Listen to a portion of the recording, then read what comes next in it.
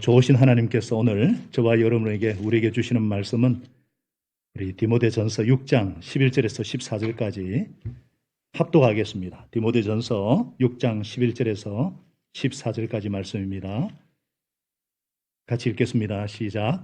하나님의 사람이여 그대는 이 악한 것들을 피하십시오. 의와 경건과 믿음과 사랑과 인내와 온유를 쫓으십시오.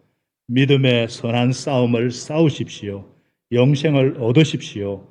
하나님께서는 영생을 얻게 하시려고 그대를 부르셨고 또 그대는 많은 정인들 앞에서 훌륭하게 신앙을 고백하였습니다.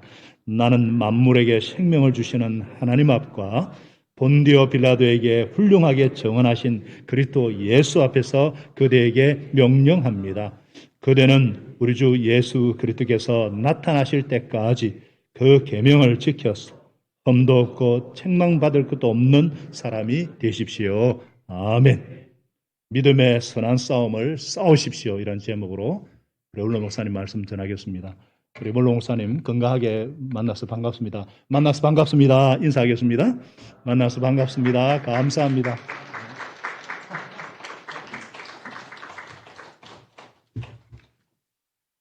이렇게 오늘 우리 성도님들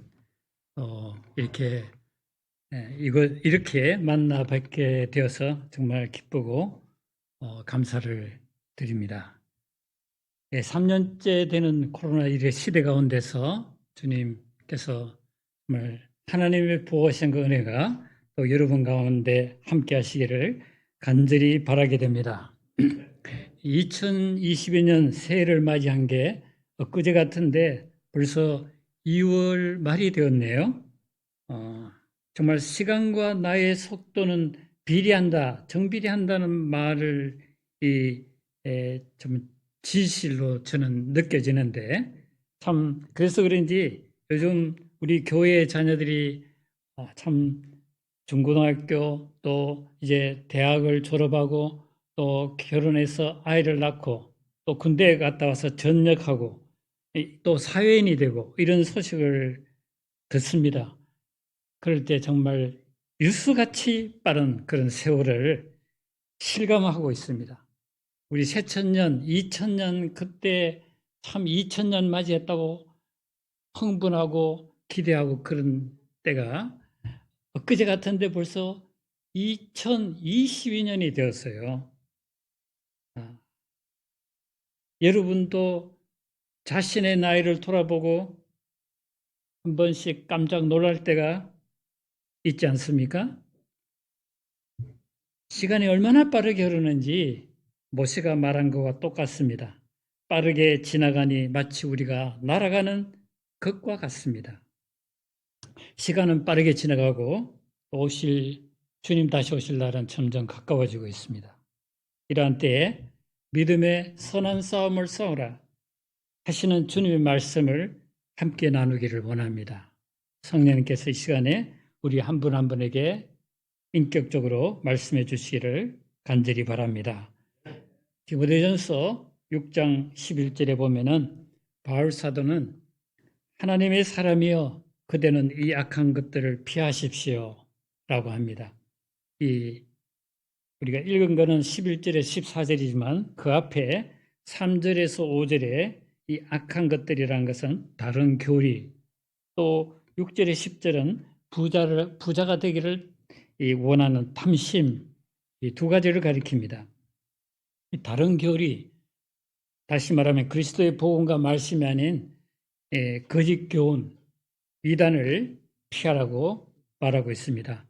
이 거짓 선지자나 이단과 변론하지 말고 피하라고 하는 것은 우리가 아무리 그분을 설득시키려고 해도 그 가운데는 미혹하는 영의 역사가 있기 때문에 되도록 변론하지 말고 이 거짓 교리나 이단을 피하는 것이 참으로 복음의 진리를 굳게 붙잡고 신앙을 올바로 지키는 길이라는 것입니다. 그 다음에 돈을 사랑하는 마음을 피하라고 합니다. 돈을 사랑하고 부자가 되려는 사람은 유혹과 해로운 욕심에 빠지고 결국 파멸과 멸망에 떨어지기 때문이라고 9절에서 10절에서 말하고 있습니다. 여기서 부자가 되기를 원한다면 내 힘으로 수단 방법을 가리지 않고 재물을 모으려고 하는 그런 것을 가리킵니다. 이 기독교는 결코 부자나 물질을 죄악시하지 않습니다. 성경에 보면 여러분 아브라함, 야곱 모든 믿음의 조상들은 다 보면 물질적인 복도 많이 받아 누렸습니다.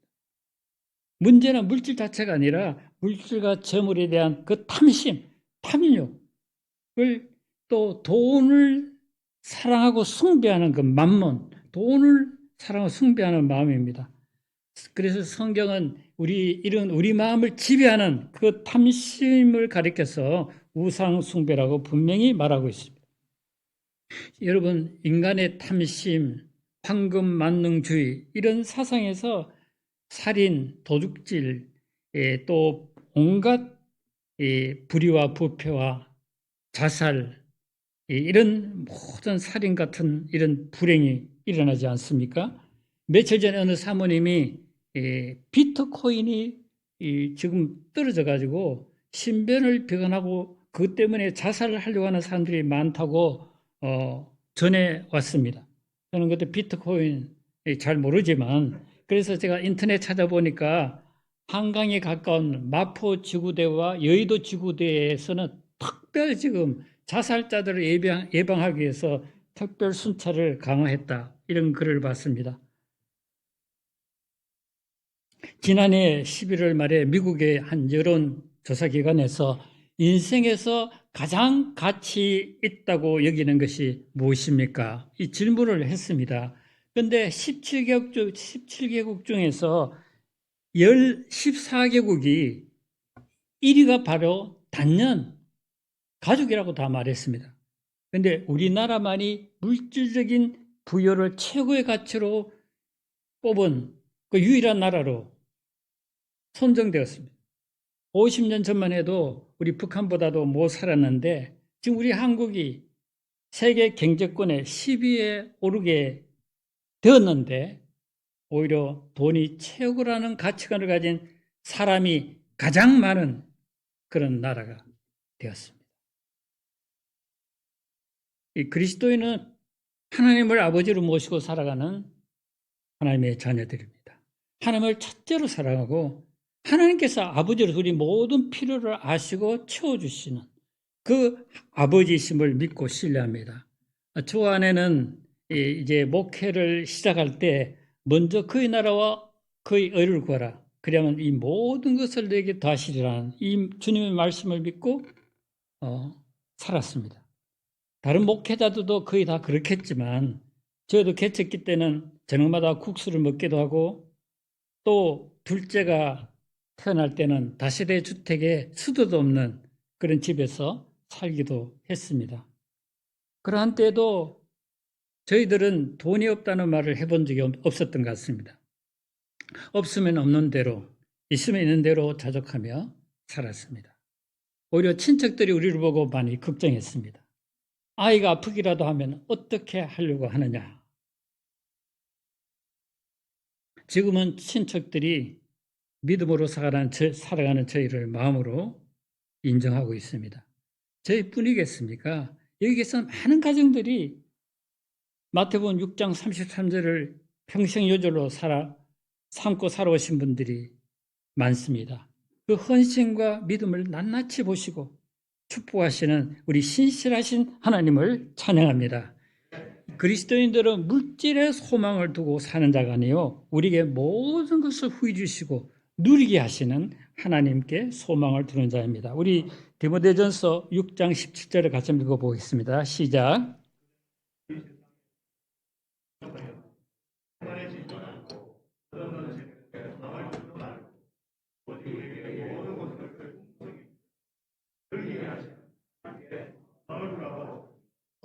제가 지금까지 살면서 듣고 보지만은 정말 하나님을 아버지로 모시고 사는 믿음으로 사는 사람들은 시편 37편 25절 26절과 같다는 것을 보게 됩니다. 우리 시편 한번 37편 25, 26절 같이 읽어보겠습니다. 시작. 나는 젊어서나 그의 자신이 굴 안에서 예뻐지 못해 그런 사람은 언제나 구워줍니다. 그의 자신은 이건 역사적으로도 그런 것을 많이 보게 됩니다. 바울은 이 세상에 죄악된 것들을 피하라고 한 후에 이어서 우리 성도들에게 하신 말씀이 무엇입니까? 의와 경건과 믿음과 사랑과 인내와 온유를 쫓으십시오. 우리가 추구해야 할 것이 무엇인가를 말씀합니다. 시온 성경에서는 옳은 길에 서고 하나님을 섬기고 믿음과 사랑과 인내와 온유를 가지십시오라고 했습니다. 여러분, 이것은 이 말에서는 결국 하나님과의 우리의 관계, 이웃과의 우리의 관계를 말해주는데, 여러분 정말 그리스도인으로서 하나님과의 올바른 관계를 가장 중요하게 여기고 하나님을 섬기고 이웃을 사랑하려고 힘씁니까? 아니면은 물질과 탐심에 이끌려 사는 그런 삶을 살고 있습니까? 바울은 그리스도인이 이 세상에서 피할 것과 추구해야 할 것이 무엇인지 말씀하신 후에 계속해서 말합니다. 우리 12절 같이 한번 읽겠습니다. 시작. 믿음의 선한 싸움을 싸우십시오. 영생을 얻으십시오.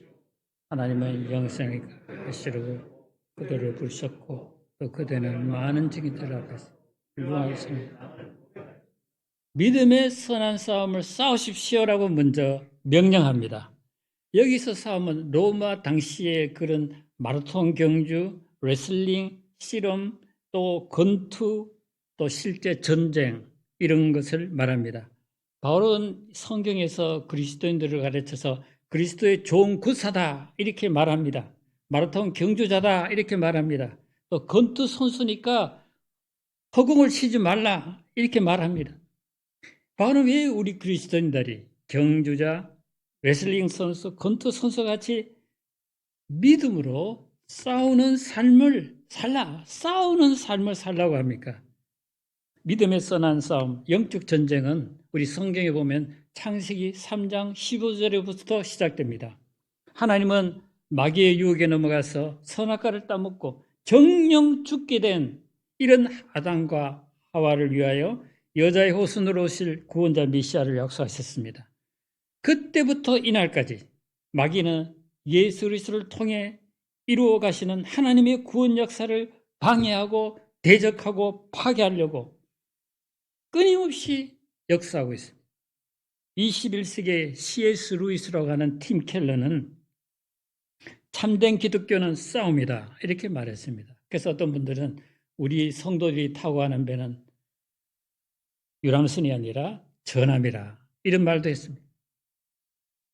1600년대에 하나님의 임재 가운데 정말 하나님과 친밀하게 살아갔던 로렌스 형제가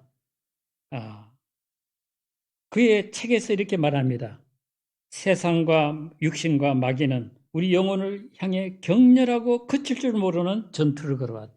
이 로렌스 형제 같이 정말 하나님과 친밀하게 살은 사람인데 그럴수록 이분은 얼마나 세상과 육신과 마귀가 우리를 향해 격렬하게 전투를 걸어오고 하나님의 원하시는 뜻대로 살지 못하게 하는가를 고백한 것입니다. 사실 믿는 자들을 넘어뜨리려고 공격하는 세상, 육신, 마귀 때문에 믿음의 선한 싸움은 싸우지 않으면 안 되게 돼 있는 것입니다. 그래서 사도 바울은 하나님의 자녀들에게 엄히 명령합니다. 믿음의 선한 싸움을 싸우십시오. 이 사도 바울은 다메섹 도상에서 예수님을 만나고 변화되어 가지고 교회를 핍박하던 데서 돌이켜서 이제 복음을 전하는 사람이 되었습니다. 그의 복음 전파를 통해서 얼마나 많은 영혼들이 어둠에서 빛으로 나오고 구원받는 역사가 일어났습니까? 그를 통하여 복음이 아시아, 유럽 땅끝까지 전파되었습니다. 마귀가 이런 바울을 가만히 놔두었겠습니까? 바울을 넘어뜨리고자 하는 그 원수 마귀의 내외적 공격, 방해가 얼마나 컸습니까? 그러나 바울이 성례의 개가를 부르고 하나님 앞에서 정말 너무나 아름답게 살 수 있었던 것은 끝까지 믿음의 선한 싸움을 싸웠기 때문입니다. 우리 바울의 인생 말년의 고백을 한번 들어봅시다. 같이 한번 디모데후서 4장 7절 8절 읽어보겠습니다. 시작. 믿음을 지켰습니다. 이제는 나를 위하여 의의 멸류관이 마련되었으므로 의로우신 전파생 주님께서 그날에 그것을 나눠 알려주실 것입니다. 나에게만 아니라 주님께서 나타나시를 사모하는 모든 믿음의 선한 싸움을 싸우는 성도들이라면 세상이 아무리 악하고 아무리 마귀가 슬쳐도 최후 승리를 얻고 주님 다시 오실 때 의의 면류관을 쓰게 된다는 것입니다. 믿음의 선한 싸움을 싸우지 않고 세상을 이기고 승리한 사람은 아무도 없습니다. 베드로는 예수님의 수제자입니다. 그가 주님을 정말 진심으로 사랑했습니다. 이런 그가 왜 예수님을 세 번이나 모른다고 부인하는 참담한 실패의 나락에 떨어졌습니까? 그는 자기 힘과 의지만 믿고 믿음의 선한 싸움을 싸울 줄 몰랐습니다. 예수는 이런 그에게 경고를 했습니다. 누가복음 22장 31절입니다. 시몬아 시몬아 보아라, 사탄이 밀처럼 너희를 체질하려고 너희를 소나기에 넣기를 요구하였다. 그러나 그는 마귀의 역사를 몰랐고 자신이 얼마나 연약한가를 몰랐습니다. 알지 못했습니다. 모두 주를 버릴지라도 자기는 결코 버리지 않겠다고 장담했습니다. 이런 그가 어떻게 됐습니까? 예수님 붙잡힐 때도 멀찍이 따라갔습니다. 대제사장 집에 들어갔습니다. 그곳에는 하녀가 당신도 그 제자지 할 때 부인했습니다. 그 다음에 또 너는 분명히 그 사람과 함께 다니던 사람인데 하니까 그 다음에는 맹시하고 부인했습니다. 나중에 여러 사람이 분명히 당신 갈릴리 사투리를 쓰는 거 보니까 분명히 예수의 제자다. 하여튼 그때 베드로는 저주하면서 예수님을 부인했습니다. 그때 달기 울었고 닭 울기 전에 내가 세 번 나를 부인하리라는 예수님의 말씀이 생각나서 그는 바깥으로 나가 통곡했습니다. 순식간에 무너질 수밖에 없는 연약하고 비겁하고 이기적인 자신의 모습을 보고 애통할 수밖에 없었습니다. 이를 통해 베드로의 강한 자아와 교만이 부서지고 오직 하나님의 은혜만 의지하고 기도하는 영적인 종으로 변화되었습니다. 오순절날 성령이 임하심으로 권능을 받고 세상이 감당하지 못하는 믿음의 사람이요, 하나님의 나라 확장 가운데 참으로 귀하게 쓰임받은 초대교회의 기둥 같은 이런 일꾼이요 지도자 쓰임받았습니다. 전설에 하면 베드로는 닭의 울음소리를 들을 때마다 무릎 꿇고 울었다고 합니다. 이런 베드로가 나중에는 정말 주를 위하여서 차원에서 내려박혔대 십자가에 거꾸로 못 박혀 순교했습니다. 베드로가 우리 성도들에게 간절히 권면한 말씀이 무엇입니까? 우리 베드로전서 5장 8절 9절 또 같이 읽겠습니다. 시작. 정신을 차리고 깨어 있으십시오. 여러분 원수왕인 sar같이 산기자를 찾아 돌아다닙니다. 믿음에 굳게 서서 악마를 맞서 싸우십시오. 여러분도 아는 대로 세상에 있는 여러분의 행자님들도 저는 참 신앙생활 하면서도 착하고 진실하다는 말 듣기를 굉장히 좋아했습니다. 착각은 자유라는 말대로 오랫동안 무시무시한 착각과 교만과 자아의 강한 고집 가운데 살았습니다. 저는 그때 하나님 앞에 자신이 온전히 죽고 주님께 순종한다는 것을 잘 몰랐고 그렇게 살 수가 없었습니다. 수십 년 전 일이지만 마귀는 죄와 피 흘리기까지 싸우라고 하는데 싸우지 않고 영적 결혼 가운데 있던 저의 약점을 틈타고 들어와서 저를 완전히 파멸과 멸망의 구렁텅이로 몰아넣었습니다. 그때 비로소 정신을 차리고 하나님 앞에 나가 울부짖으며 기도하고 회개했습니다. 길이 참으시는 하나님의 긍휼과 은혜로 하나님의 종으로 시험받게 되었습니다. 저는 이를 통해서 어떤 작은 죄라도 어떤 약점이라도 그것이 아무리 작을지라도 그것이 악마의 통로가 되어서 얼마나 무서운 파멸을 가져올 수 있는가를 깨닫고 믿음의 선한 싸움을 싸운다는 것이 무엇이고 그래서 믿음의 선한 싸움을 싸우게 되었습니다. 이제 그리스도의 군사가 좀 된 것 같습니다. 성경 곳곳에서 왜 시험에 빠지지 않도록 깨어서 기도해라. 마음은 원하지만 육신이 약하구나. 선줄로 생각하는 자는 넘어질까 조심하라. 왜 이런 말씀을 합니까? 우리는 연약하고 마귀는 악마는 인간보다 힘이 세고 강교하기 때문입니다. 그래서 사도 바울은 다른 성도들을 위해 기도할 뿐만 아니라 언제나 사도 바울은 나를 위해 기도해달라. 나를 위해 기도하기를 이렇게 해달라고 그는 항상 성도들에게 기도를 요청했습니다.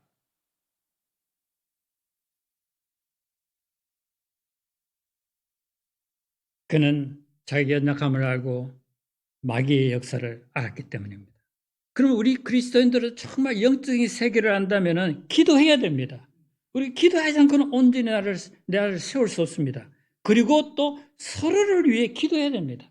남편은 아내, 아내는 남편을 위해서 서로의 각종 목장 안에 있는 서로를 위해서 기도해야 됩니다. 특별히 영적 전쟁의 최일선에서 싸우고 있는 담임 목사를 위해 기도해야 됩니다. 담임 목사는 기도로 내가 지킨다 하는 책까지 나왔습니다. 이게 얼마나 중요하다면 책까지 나왔겠습니까? 정말 우리 담임 목사님 위해서 지금까지 기도를 많이 하셨지만 더 많이 기도해 주시기를 바랍니다. 이 가정을 넘어뜨리기 위해서는 가정의 가장 중요한 아버지를 치는 것입니다. 공격하는 것입니다. 디모데전서 1장 18절을 보십시오. 아들 된 디모데여, 이전에 그대에 관하여 내린 예언을 따라 내가 이 명령을 그대에게 내립니다. 그대는 그 예언한 대로 선한 싸움을 싸우고, 여기 예언대로라는 말은 그 하나님의 말씀을 가리킵니다. 사실 예수님께서도 사탄의 시험을 이 하나님의 말씀, 신명기 말씀으로 다 물리치셨습니다. 그래서 에베소 6장에 보면 마귀를 해할 수 있는 무기는 성령의 검인 말씀이다, 이렇게 이야기하고 있습니다. 이 마틴 루터가 로마 교황의 면죄부 판매 부당성을 지적하기 위해서 그 비텐베르크 교회 정문에 95개조 반박문을 붙인 것이 시발점이 돼가지고 종교개혁이 일어났습니다. 그러면 캐톨릭이 좀 말을 들을 줄 알았습니다. 오히려 막 핍박하고 심지어는 이제 로마 교황청 법정에 서게 되었습니다. 거기서 끝까지 오직 성경, 오직 믿음하니까 파문당했습니다. 파문은 죽는 것입니다. 이 죽음의 위기에 처한 그래서 프리드리 제후가 아주 지혜롭게 오히려 그 루터가 갈 때 납치해가지고 안전한 바르트부르크 성으로 인도해가지고 그곳에서 마음 놓고 성경을 번역하고 이 하나님의 일을 하도록 보호하고 도와주었습니다. 그가 바르트부르크 성에 있을 때 어느 날 마귀가 나타나서 종이 한 장을 던져주었습니다. 종이에는 루터가 범한 죄의 모든 목록이 적혀 있었습니다. 루터는 그걸 보고 죄책감에 시달리고 앞이 캄캄하고 맥이 풀렸습니다. 과거 일이기 때문에 잊어버렸던 모든 것까지, 모든 부끄러운 것이 다 기록되어 있었습니다. 마귀는 루터에게 이렇게 더러운 내가 무슨 종교개혁을 한다고 너나 잘해. 너의 죄를 어떻게 할 거냐 했습니다. 루터는 아무 할 말이 없었습니다. 그 순간 괴로워하던 루터에게 하나님의 놀라운 음성이 들려왔습니다. 루터야, 너의 모든 죄를 나의 피로 깨끗이 씻었다. 얼마나 기뻤던지 루터가 일어나서 마귀를 향하여 잉크병을 던지면서 크게 소리를 질렀습니다. 로마서 8장 1절입니다. 그러므로 그리스도의 예수 안에 있는 사람들은 정죄를 받지 않습니다. 루터가 외치는 순간에 마귀가 사라졌습니다. 제가 10년 전에 이제 바르트부르크 성을 이제 찾아갔습니다. 정말 많은 사람들이 이제 줄을 서 보는, 특별히 루터가 성경을 번역하고 잉크병을 던졌다는 그 방에, 루터의 방에는 얼마나 많은 사람들이 줄을 서 있는지 저도 줄을 서 있다가 나중에 그 방을 봤습니다. 그리고 잉크 자국이 있는지 한번 살펴봤습니다. 바울은 에베소 6장 11절에서 말합니다. 악마의 관계에 맞설 수 있도록 하나님이 주시는 온몸을 덮는 갑옷을 입으십시오. 마귀의 관계란 마귀의 속임수와 온갖 술책들을 말합니다. 여러분 예수님의 12제자였던 가룟 유다가 어떻게 예수를 팔아넘길 수 있는 그런 자가 될 수 있었단 말입니까? 성경에 보면 그 과정이 잘 나타났습니다. 요한복음 12장 6절에 그는 도둑이어서 돈자루를 맡아 가지고 있으면서 거기에 든 것을 훔쳐내곤 하였기 때문이다. 마귀는 유다의 물욕과 탐심을 틈타서 그 다음에 어떻게 공격했습니까? 예수를 팔아넘길 생각을 불어넣었다고 했습니다. 예수님을 팔려는 생각이 그 악한 생각이 시발점이 되어가지고 내 지상에게 은30으로 예수님을 팔아넘기는 배신자가 되게 만들었습니다. 나중에 그는 예수님이 고난당하는 걸 보고 죄책감 이기지 못해가지고 은30을 성전에 던지고 스스로 목매달아 죽고 말았습니다. 만일 그가 마귀가 집어넣은 그 생각을 물리쳤다면 그의 인생은 달라졌을 것입니다. 이 잠언서는 그래서 마음의 생각이 얼마나 중요한가를 거듭 말합니다. 그 무엇보다도 너는 내 마음을 지켜라. 그 마음이 바로 생명의 근원이기 때문이다. 우리 미래로 교회에서 오감 일구 운동으로서 성도들의 생각이 변화되고 또 삶이 변화되는 이야기를 듣고 참으로 감사했습니다. 이 감사와 생각은 같은 뿌리에서 나옵니다. 생각입니다. 그래서 바울은 어떤 생각을 내가 하느냐 따라 가지고 생명과 사망이 결정된다. 이렇게 이야기했습니다. 육신에 속한 생각은 죽음입니다. 그러나 성령에 속한 생각은 생명과 평화입니다. 그래서 우리는 많은 생각을 하게 되는데 우리는 이 생각을 잘해야 될 뿐만 아니라 그 생각을 잘 분별해야 됩니다.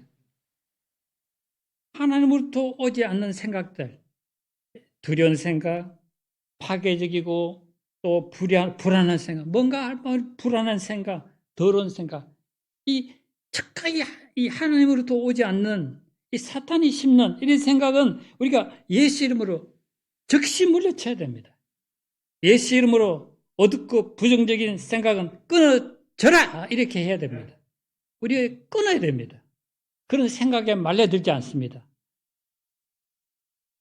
내가 생각하는 건지 누가 생각하는지 모르고 그 생각에 말려들면 성경에서 두려워하는 생각은 하늘부터 오는 것이 아니라고 말합니다. 불안한 생각도 그렇습니다.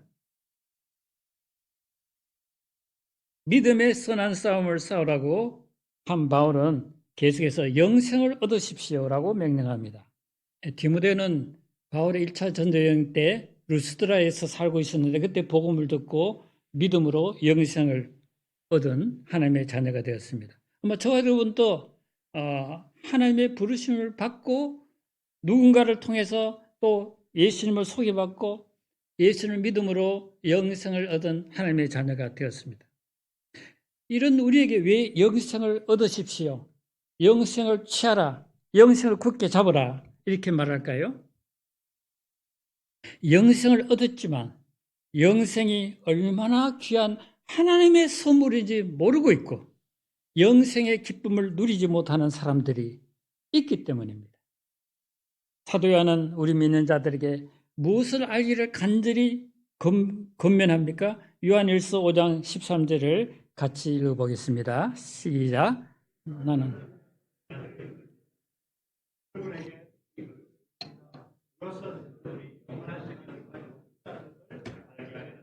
이거 보면은 신자인데도 영원한 생명 가지고 있다는 거 모르는 사람이 있다는 말이잖아요.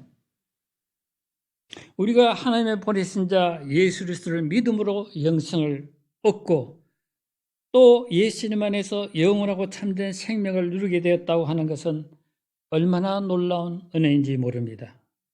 여러분, 우리가 예수 믿고 받은 가장 큰 특권이 무엇일까요?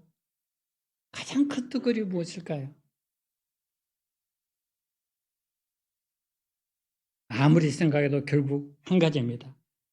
우리가 하나님으로부터 영생을 선물로 받은 것인 줄로 믿습니다.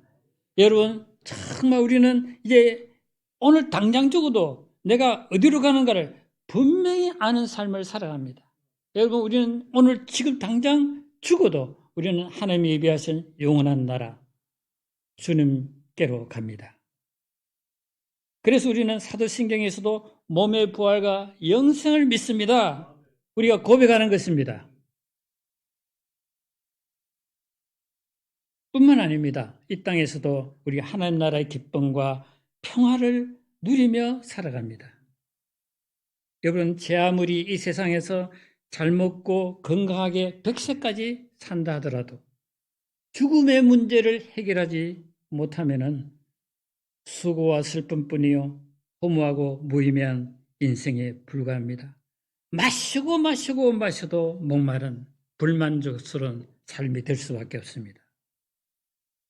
그러나 예수님 안에서 영원한 생명을 얻고 누리는 성도들은 이 땅에서 선한 일을 힘쓰고 나누고 베풀면서 그 하나님 나라의 보물을 찾는 삶을 살아갑니다.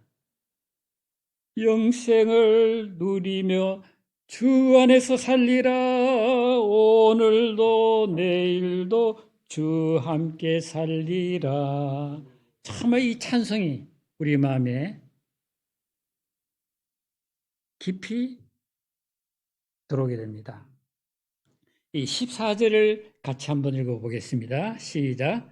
그대는 우리 주께서 나타나실 때까지 그 계명을 지켜서 홈도 없고 책망받을 것도 없는 사람. 여기서 그 계명이라는 것은 제약된 것을 피하라. 의와 경건과 믿음과 사랑을 쫓으라. 믿음의 선한 싸움을 싸우라 하는 명령입니다. 사실 흠도 없고 책망받을 것이 없는 사람이 세상에 어디 있겠습니까? 다 흠과 약점이 있지 않습니까? 그러나 정말 자신의 연약함과 죄성을 알고 나의 마음과 생각을 지키고 하나님보다도 돈과 세상 명예를 사랑하는 마음을 경계하고 하나님의 말씀을 마음에 새기고 하나님의 사랑을 실천해 나가기 힘쓸 때, 이렇게 믿음의 선한 싸움을 싸울 때 하나님께서는 성령으로 우리를 그렇게 책망할 것이 없고 흠없는 자녀로 만들어 주신다는 것입니다. 그건 주님의 약속입니다. 성령께서 하시는 역사입니다. 오늘 장로를 순찰하는 참으로 귀한 날입니다.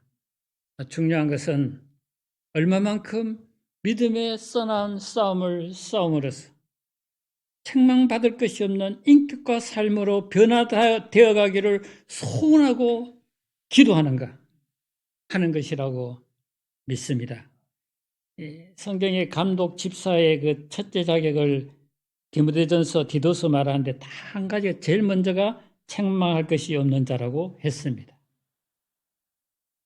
정말 하나님 앞에서 믿음의 선한 싸움을 싸워나가는 그런 삶을 살아갈 때 그렇게 우리를 또 변화되게 하시고 쓰실 줄을 믿습니다.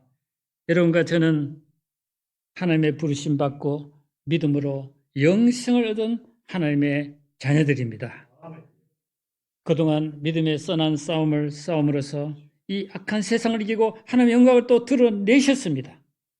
그러나 말세에 마귀가 자기 때가 얼마 남지 않는 것을 알고 온갖 거짓 교리와 사상과 그 유물론, 진화론 등 온갖 사상들, 또 인간의 그 탐욕을 이용하여 하나님의 택하신 자녀들을 어찌든지 미혹해서 하나님의 믿는 자들도 삼켜서 파멸과 멸망에 빠뜨리고자 얼마나 눈에 불을 켜고 다니는 이런 시대인지 모릅니다. 그러므로 이러한 때에 더욱 믿음의 선한 싸움을 싸움으로써 정말 주님이 오실 때 잘했다 착하고 충성된 종아 나의 영원한 기쁨에 함께 참여하라. 그 주님의 칭찬과 인정과 상급을 받을 수 있는 하나님의 자녀가 되시기를 주님의 이름으로 축복합니다. 은혜로우신 아버지 하나님 감사합니다. 정말 허물과 죄로 죽을 수밖에 없는 저들을 주님의 십자가 보혈로 구원해 주시고 하나님의 자녀로 삼아 주시고 이제 주님 안에서 영원한 생명을 누리게 하심을 감사합니다. 특별히 약한 시대에 믿음의 선한 싸움을 싸우십시오. 간절히 권고하고 명령하는 이 말씀을 따라서 더 깨어서 기도와 말씀으로 성령을 힘입어서 믿음의 선한 싸움을 해서 하나님이 기뻐하시는 그런 삶으로 인격으로 또 변화되고 그래서 하늘나라 사역 가운데 참으로 쓰임받는 제대의 삶이 되도록 축복해 주옵소서. 다만 예수님 이름으로 감사하며 간절히 기도합니다. 아멘.